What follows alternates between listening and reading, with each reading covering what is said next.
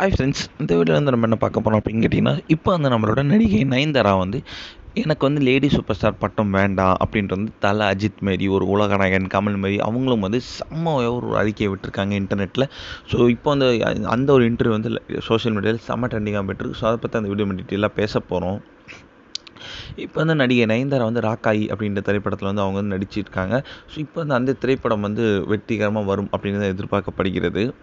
இப்போ வந்து நம்ம நடிகை நயன்தாரா வந்து தமிழ் சினிமாவிலே ஒன் ஆஃப் த லீடிங் ஆக்ட்ரஸாக இருக்காங்க. அவங்களுக்கு ரசிகர்களாக சேர்ந்து வச்ச பட்டம் தான் வந்து லேடி சூப்பர் ஸ்டார் அப்படின்ட்டு. ஏன்னா வந்து தமிழ் சினிமாவில் நம்மளோட ஆக்டர்லேயே லீடிங்காக இருந்தது அப்போ சூப்பர் ஸ்டார், அண்ட் ஹீரோயின்ஸில் வந்து லீடிங்கில் வந்து நம்ம நயன்தாரா.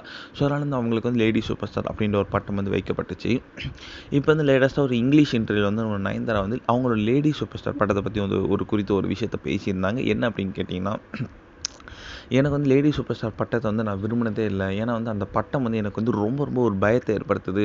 ஏன்னா வந்து கடந்த 5 வருஷமாக வந்து நான் எல்லா தயாரிப்பாளர் அண்ட் இயக்குனர்கிட்ட என் டைட்டில் கார்டில் லேடி சூப்பர் ஸ்டார்னு போடாதீங்கன்னு நிறைய வாட்டி சொல்லியிருக்கேன்.